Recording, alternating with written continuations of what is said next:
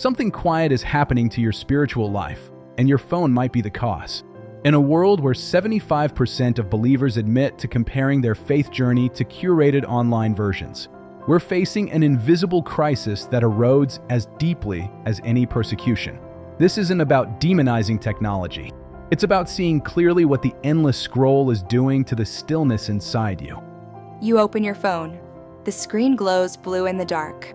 It's become such a familiar gesture that you barely notice yourself doing it anymore, thumbs sliding across glass, eyes adjusting to the light.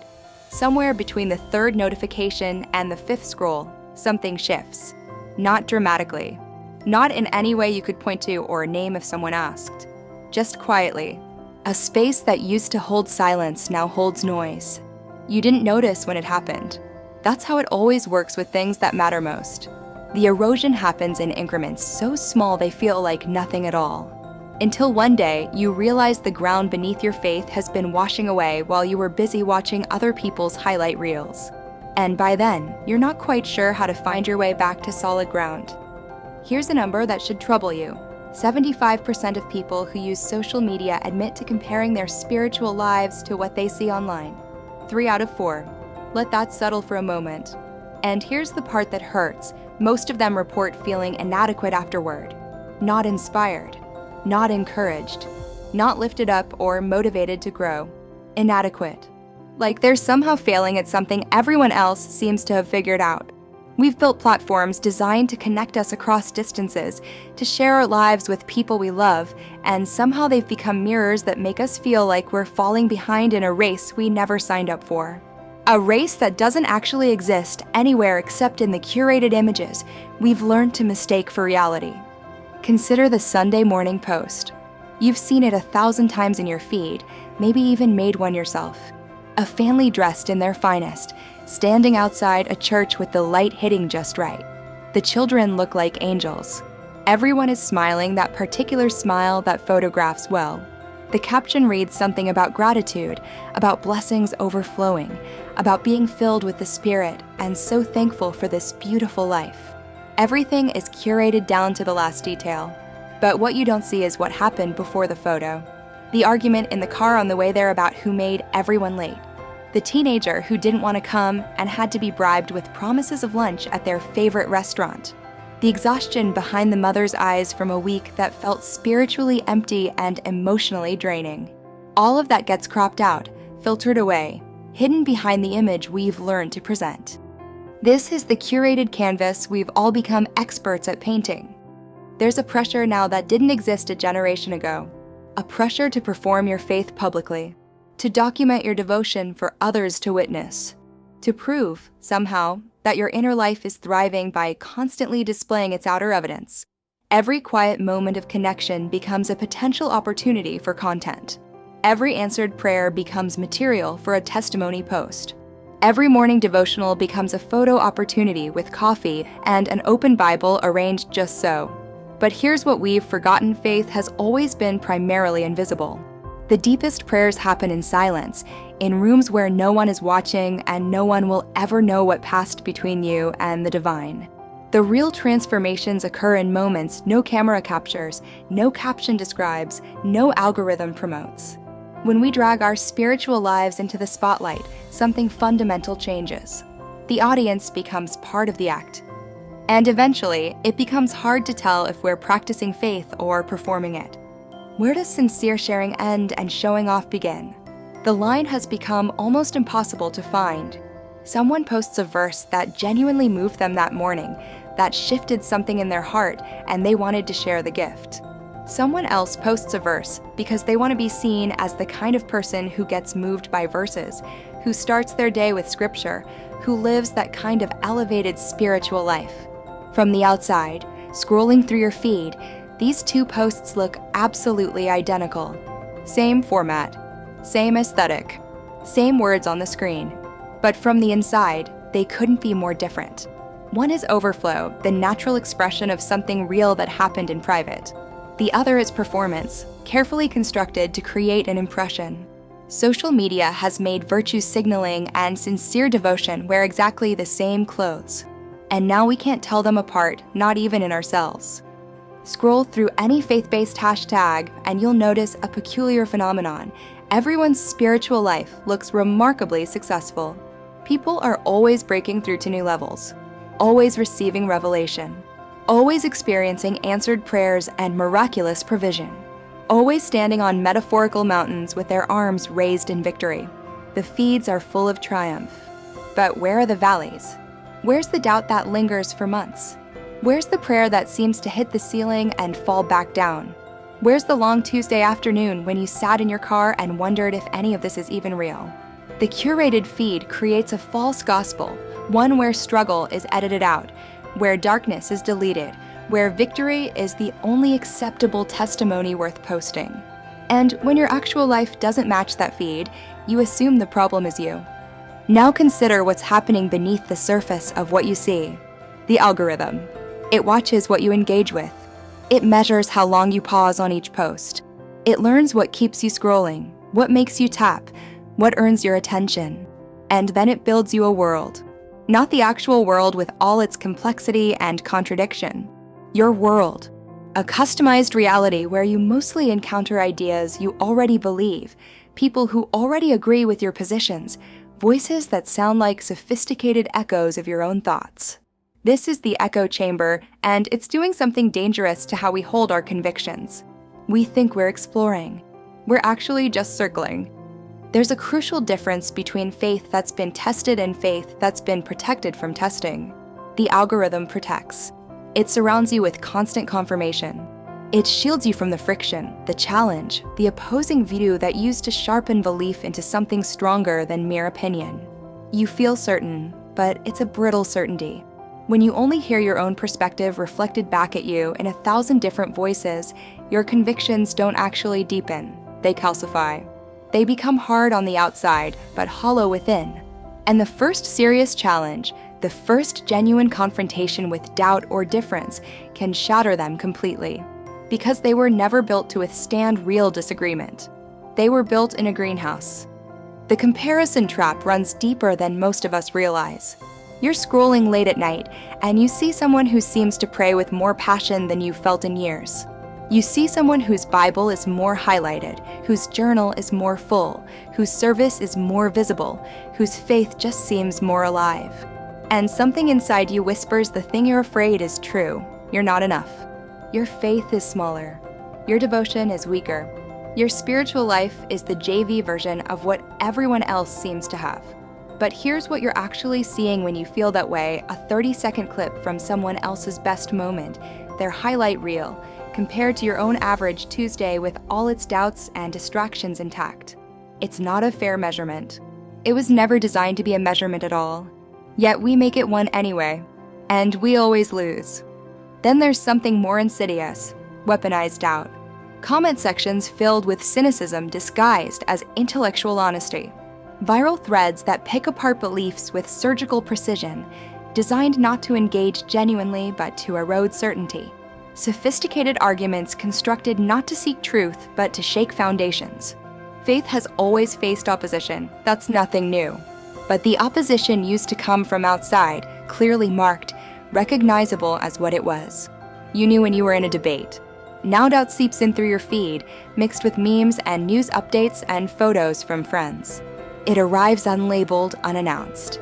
The boundary between what builds you up and what slowly tears you down has dissolved. And you often can't tell you've been affected until much later, when you notice your prayers feel emptier than they used to. Your phone buzzes. A notification pulls you out of a moment of prayer, and before you've consciously decided anything, your hand is already reaching for the screen. You'll get back to the prayer, you always tell yourself that. But the moment is already gone. Something has shifted. The thread of whatever was beginning to form in that quiet space has been cut. Something about the digital world demands immediacy.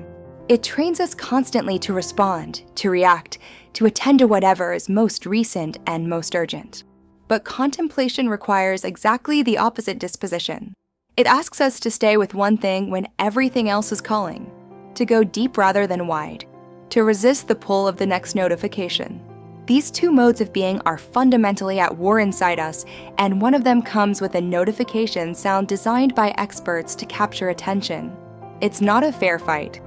Think honestly about how you consume content now compared to 10 years ago. Fast, shallow, always moving to the next thing before the current thing has finished landing. Scroll, glance, react, scroll again. This is the pattern we've learned, the rhythm our minds have adapted to. We read this way now. We watch this way. We engage with ideas this way. But scripture doesn't work like that. It asks you to sit with a single verse until it opens. Prayer doesn't work like that. It requires presence, patience, the willingness to stay when nothing seems to be happening. Neither does the slow, patient, invisible work of becoming more whole. We're training our minds for breadth every single day, while our souls quietly starve for depth. The scroll has become more than a habit. It's become a way of being, and habits shape who we eventually become. There's a new fear that's emerged in recent years, a fear of missing out on what's happening in digital spiritual spaces.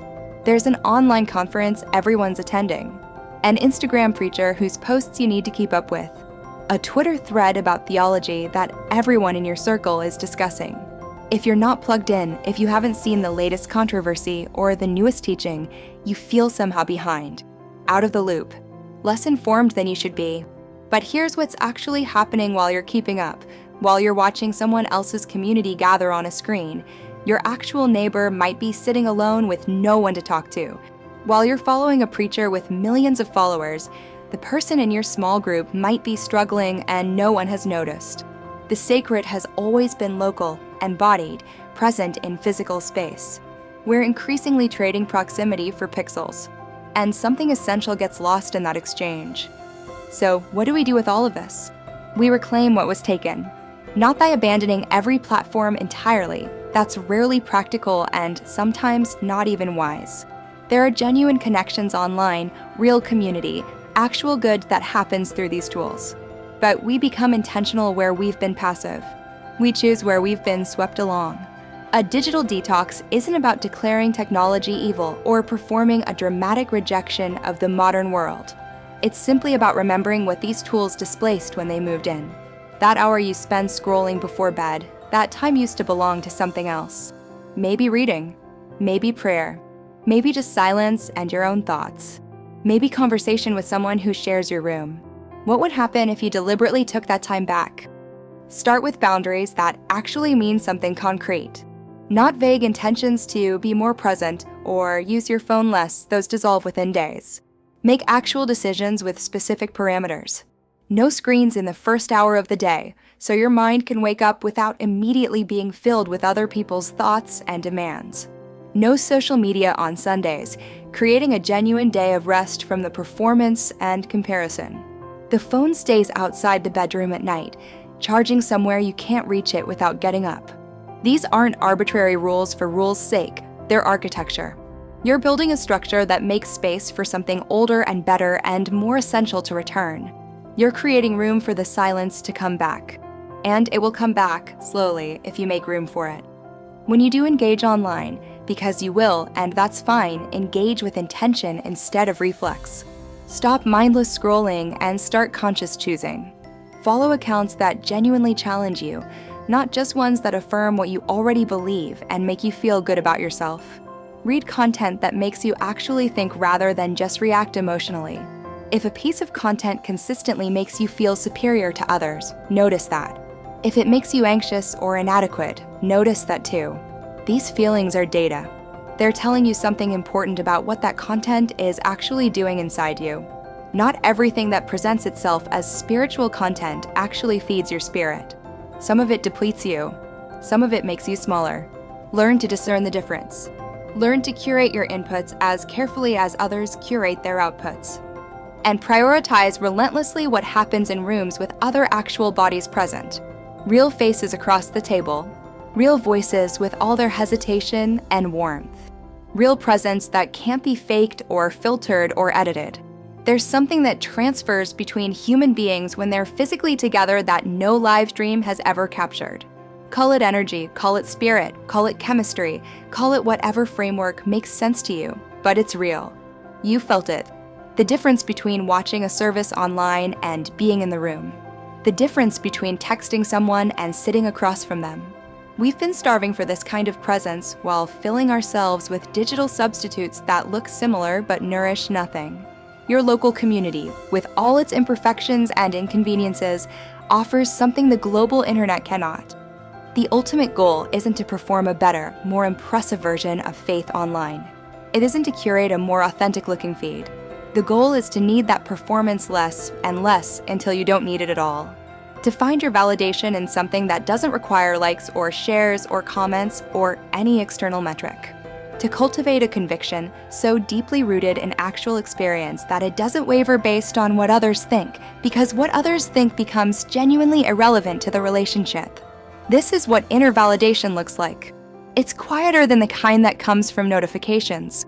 It doesn't give you the same dopamine spike, but it's more real, and it lasts. Private faith has a strength that public faith often lacks. When your spiritual life happens mostly off camera, outside the frame, away from any audience, it has room to be honest in ways public faith cannot afford to be. Room to struggle without worrying about who's watching. Room to doubt without needing defenders to rush in with reassurances. Room to grow at its own organic pace rather than a pace that looks good in updates. Room to be unglamorous and repetitive and mundane, the way real growth usually is. The most resilient believers throughout history, the ones who endured persecution, who maintained faith through decades of darkness, who kept believing when there was no external reward for belief, have almost universally been people whose deepest moments happened in rooms with the door closed, unseen by anyone but themselves and God. There might be something essential in that pattern worth recovering. Building a faith that survives this particular age means building it differently than the age encourages. Less reactive to every controversy and conversation happening online. More rooted in practices that predate the internet and will outlast it. Less concerned with how your spiritual life appears to observers. More concerned with whether it's actually changing you from the inside out in ways only you can see. The digital world isn't going away. It's foolish to pretend otherwise or wish for its disappearance. But it doesn't have to be the primary location where your spiritual life happens. You get to decide what has access to your attention.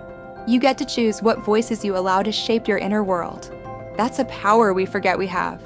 We can take it back. So here's the invitation.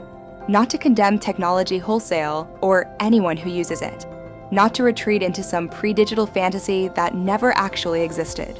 But to examine, honestly, without defensiveness, what these platforms are actually doing to the quiet places inside you. The places where faith lives or dies. The places where you know what you really believe versus what you're performing. And then to protect those places fiercely. To tend to them deliberately. To let them grow in whatever soil they need, even if that soil exists nowhere online. Even if it never makes for a good post. Even if no one ever knows about the work happening there. If something in this resonated with you, don't just move on to the next video in your feed. That's the reflex. Resist it for a moment. Let this sit with you. Let it work on you through the day. See if it changes anything about how you reach for your phone tonight or tomorrow morning. And if you want to continue this kind of conversation, subscribe, not because I need the numbers or the metrics, but because there's more to explore together, and this matters. What we're building here isn't content. It's a different way of seeing. Your inner life matters more than any platform will ever tell you. And it's worth fighting to keep it whole.